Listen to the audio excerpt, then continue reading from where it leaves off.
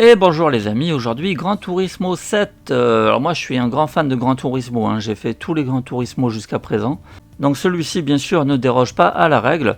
Alors petite originalité, hein, je fais un petit clin d'œil à mon beau-frère puisque c'est lui qui me l'a offert. En fait mon beau-frère donne des cours de langue et il a eu comme élève un élève d'Arabie Saoudite qui manifestement nage dans le pétrole et le bonheur puisqu'il lui a donné le jeu, carrément il lui a donné, sous blister. Il lui a donné 9 sur PlayStation 5 et comme mon beau-frère n'est pas fan de jeux de voiture, eh bien il me l'a gentiment donné. Donc un grand merci donc à mon beau-frère et à ce petit jeune d'Arabie Saoudite. Grâce à lui, je peux avoir Gran Turismo 7 à moindre frais et ça c'est très cool.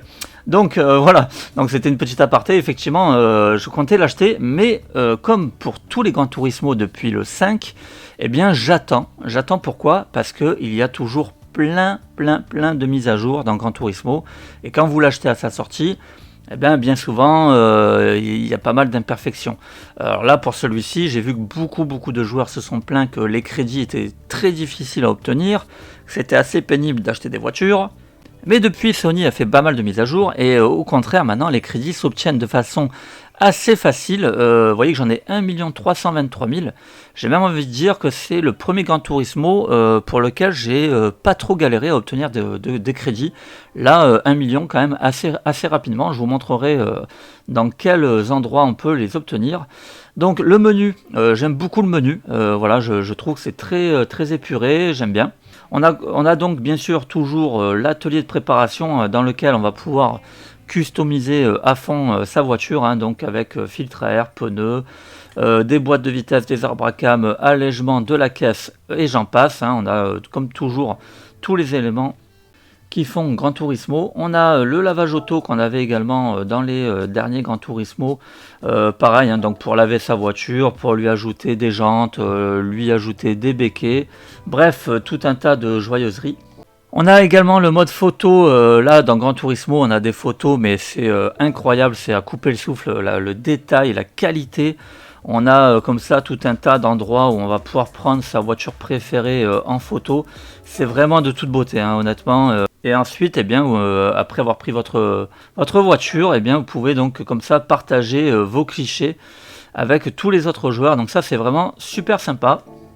On a les missions, ça c'est plutôt cool. En fait, ça fait un peu office un petit peu comme les permis de conduire où par exemple on va devoir faire des dépassements dans un temps imparti. Donc là vous voyez que j'ai tout fini mais j'ai pas eu l'or partout, hein. Il y a des endroits où j'ai eu de l'argent. On a bien sûr les permis de conduire, hein. Alors ça c'est toujours le plaisir des Gran Turismo. Je les ai tous faits, par contre j'ai pas eu l'or partout. Là pour l'instant j'ai fait le National B intégralement en or, j'ai pas encore fait les autres. Alors ce qui est toujours sympa aussi dans les Gran Turismo, du moins depuis les derniers Gran Turismo, c'est de pouvoir se comparer avec nos potes. Alors là, petit détail amusant, hein, vous voyez que je me suis surnommé Cole Trickle en hommage à Days of the Thunder, un film que j'adore avec Tom Cruise, voilà donc de ma génération. Je ravitaille.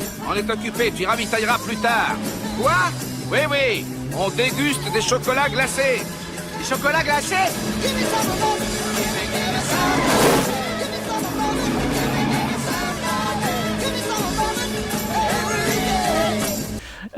Et donc on peut se donner un petit surnom comme ça, donc c'est l'originalité de ce Gran Turismo, donc je me suis appelé comme ça. Et vous voyez qu'on peut donc voir les scores de nos potes, donc ça c'est sympa. Et donc dans cette course-là, je suis premier de mes amis, hein, pour l'instant, donc pas mal, hein. Mais voilà, il y a plein d'endroits où c'est eux qui me ratatinent, hein, donc mais voilà, c'est plutôt sympa parce que du coup on se dit bon ok, attends, j'ai mon pote qui est arrivé, je vois pas pourquoi je n'y arriverai pas. Donc ça c'est plutôt sympa de pouvoir comme ça, vous voyez que là ici je suis dernier, donc voilà, donc c'est plutôt cool, ça c'est vraiment sympa. Ensuite nous avons le marché des véhicules d'occasion, hein. Donc là c'est plutôt sympa, on a toujours des voitures d'exception dans les voitures d'occasion, très intéressant. Bien sûr les voitures neuves, hein, on a vraiment énormément de véhicules, hein, d'Amérique, d'Europe ou d'Asie. Avec toujours donc les sites officiels, la chaîne, le showroom. Gran Turismo, c'est vraiment depuis Gran Turismo Sport, je trouve c'est la bible de l'automobile. On a toutes les informations sur les véhicules, c'est incroyable. Ça c'est vraiment génial. On a ici ensuite le mode sport et le mode multijoueur, hein, donc on va avoir des missions en multijoueur, ça c'est sympa. On a les voitures de légende, donc ça c'est nouveau, ce sont des voitures en fait qui ont vraiment appartenu à de vrais pilotes par exemple. Ou des voitures anciennes extrêmement connues. Vous voyez que j'ai acheté la Camaro, hein, une vraie caisse comme je les aime. On a bien sûr notre garage avec tous nos véhicules. Pour l'instant, j'ai essentiellement des voitures que j'ai gagnées, hein. J'ai pas acheté énormément de voitures, mais voilà, vous voyez que j'ai quand même déjà de la très jolie caisse, avec par exemple une bonne vieille Mustang de malade que j'ai gonflée à 646 chevaux. Et voilà, et qu'on peut voir effectivement l'intérieur. On a bien sûr le son enregistré du moteur. Voilà, magnifique. Ici le café, donc c'est là où on nous donne l'émission. Donc ça c'est plutôt sympa. J'aime beaucoup cette ambiance. Voilà, autour d'un café. On nous donne donc nos petites missions, livre des menus. Et donc vous voyez que pour l'instant je suis donc au menu 31, collection Porsche, donc dans lequel on va devoir collectionner des Porsche. Donc il m'en manque 2. Donc 2 Porsche que je vais devoir gagner en course. Alors avant d'aller à la conquête de mes Porsche, je vous montre comment donc gagner des crédits assez facilement. En fait, c'est très simple, hein. En fait, on prend un circuit, alors on le retrouve dans plusieurs circuits. Là, on va prendre par exemple l'Italie, Sardaigne. Et en fait, vous prenez en fait ici expérience du circuit. Et vous voyez que par exemple ici, eh bien, si j'obtiens tout l'or, je vais gagner 1 million. Et si je gagne en revanche tout le bronze, eh bien, je prendrai 200 000 crédits. Donc c'est quand même plutôt bien payé, puisqu'à la finalité, eh bien, je vais faire un seul tracé, hein, une seule course, et j'obtiendrai 200 000 crédits. Donc vous pouvez répéter cette expérience dans différents circuits du jeu, et forcément comme ça empocher quand même assez rapidement de l'argent.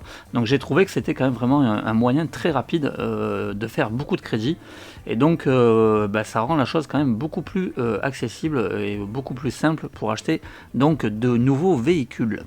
Allez, je vais continuer du coup pour l'obtention d'une nouvelle Porsche. On va faire donc le circuit d'Italie. Donc c'est assez facile, vous voyez qu'il faut que j'obtienne la 3e place minimum, hein. Je ne suis pas forcé d'arriver premier. Alors très important, hein, le jeu, je crois que c'est le Gran Turismo le plus accessible qui soit. Dans les paramètres d'assistance, vous avez le choix de l'aide prédéfinie. Et en fait moi je me suis mis en expert, vous voyez que vous pouvez choisir intermédiaire ou débutant. Débutant ou intermédiaire, le jeu va carrément freiner pour vous. Et du coup, eh bien, en fait, le jeu va tout faire pour vous. C'est-à-dire qu'en fait, il va freiner le véhicule. Il va y avoir une grosse zone rouge d'inscrite au sol pour vous dire qu'il faut ralentir. Et vous n'aurez quasiment plus rien à faire hormis diriger la voiture. Donc il est évident que je vous recommande de mettre le mode expert, hein, pour profiter vraiment du jeu à fond. Donc bien sûr, comme toujours, on a la vue extérieure. On a la vue de capot. La vue extérieure. Et la vue intérieure. Donc personnellement moi je joue vue full extérieure, c'est celle qui m'offre le plus de sensations, c'est celle qui bombarde vraiment le plus. Donc là j'ai un petit peu amélioré la Porsche, hein, je l'ai un petit peu gonflé. Vous voyez que j'ai également une bouteille de noces que je vais pouvoir activer en enclenchant le bouton R3.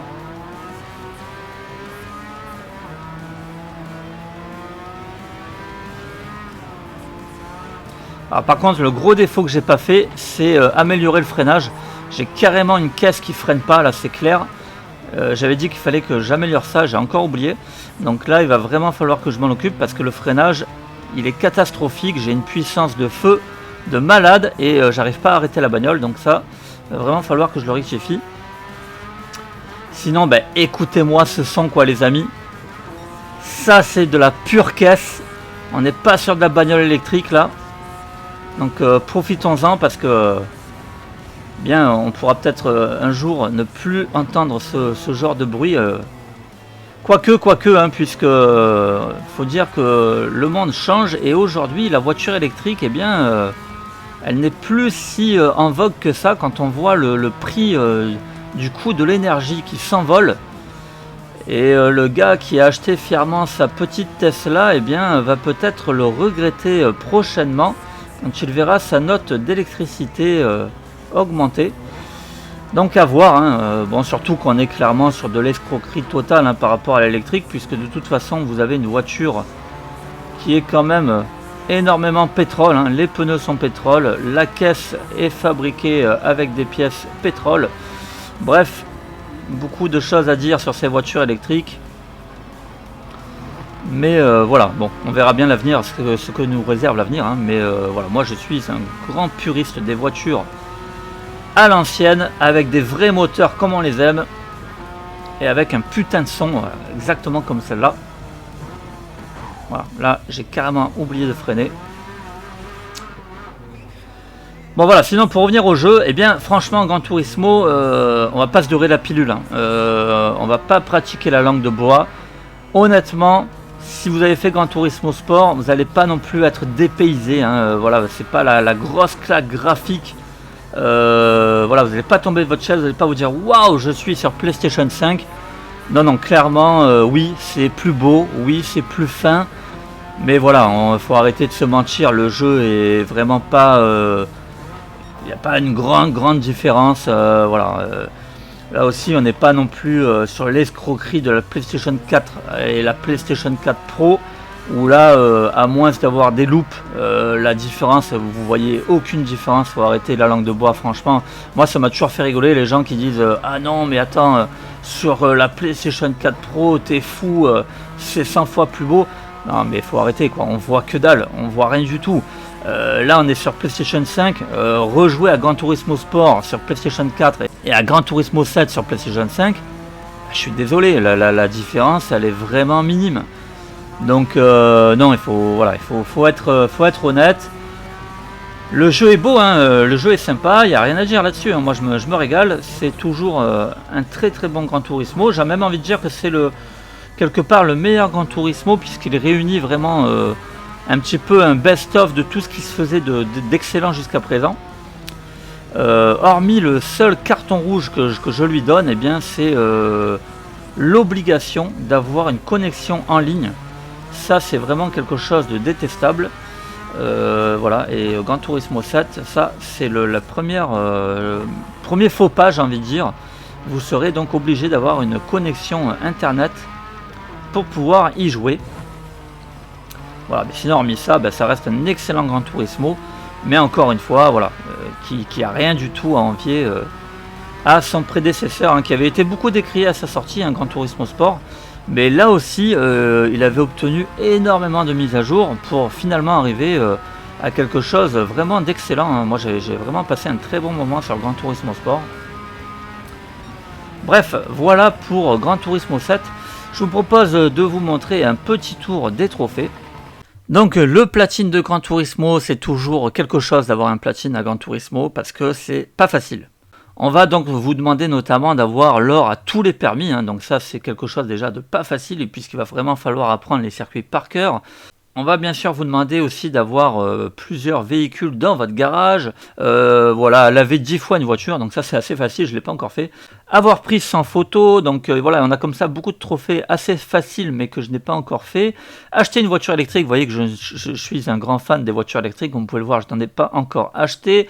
Voilà, donc voilà, comme ça beaucoup de trophées assez sympathiques. Atteindre 200 km/h, 500 km/h, 600 km/h. Donc voilà, ça va dépoter à mon avis. Va falloir que je trouve une caisse qui avoine sévère. Voilà, donc comme ça, beaucoup de trophées assez sympathiques à stocker sans voiture dans le garage. Bref, pas mal de trophées à faire qui vont vous demander beaucoup d'heures. Mais voilà, Gran Turismo 7, vraiment très bon Gran Turismo, un très bon cru que je vous recommande les amis. Voilà, je vous dis à très vite pour une nouvelle vidéo et en attendant, portez-vous bien.